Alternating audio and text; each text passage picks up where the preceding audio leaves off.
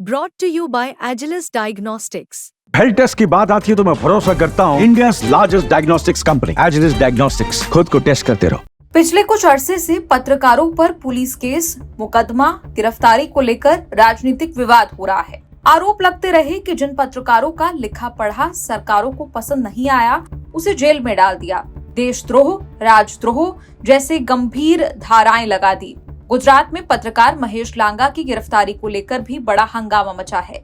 महेश लांगा अंग्रेजी अखबार द हिंदू के सीनियर असिस्टेंट एडिटर हैं। 2 दशकों से गुजरात की रिपोर्टिंग कर रहे हैं। गुजरात पुलिस और क्राइम ब्रांच ने महेश लांगा को जीएसटी फ्रॉड के केस में गिरफ्तार करके जेल में डाला है। महेश लांगा के पास से 20 लाख बेनामी कैश, कुछ गोल्ड और जमीन के कई दस्तावेज भी मिलने का दावा है। जीएसटी इंटेलिजेंस के डीजी की शिकायत पर गिरफ्तारी हुई है।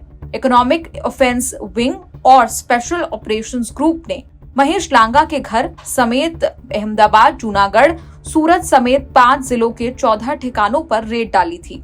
पुलिस ने दावा किया है कि जीएसटी फ्रॉड के लिए करीब 220 फर्जी कंपनियां बनाकर सरकारी खजाने को चूना लगाया।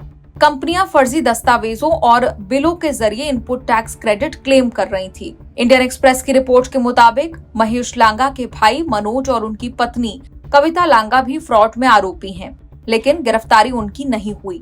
गिरफ्तारी महेश लांगा की हुई, जिनका नाम एफआईआर में नहीं है। महेश की पत्नी उस एक कंपनी डीए एंटरप्राइजेस में डायरेक्टर हैं, जो जीएसटी फ्रॉड में शामिल पाई गई है।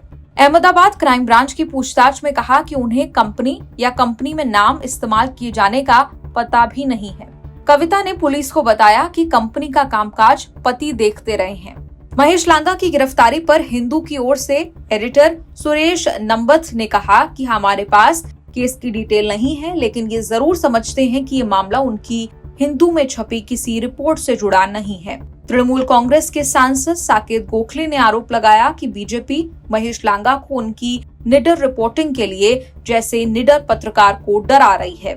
इसी केस में बीजेपी विधायक भगवान बराड़ और 2 भांजे भतीजे भी आरोपी हैं। भगवान बराड़ ने इंडियन एक्सप्रेस से कहा कि उन्होंने ऐसी एक कंपनी से लोहा खरीदा था, जीएसटी भी दिया था, लेकिन कंपनी ने ही जीएसटी जमा नहीं किया।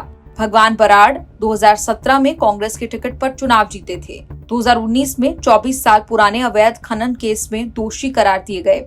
इससे विधानसभा सदस्यता चली गई, लेकिन गुजरात हाईकोर्ट से दोष सिद्धि पर रोक लगी और स्पीकर ने सदस्यता बहाल कर दी थी।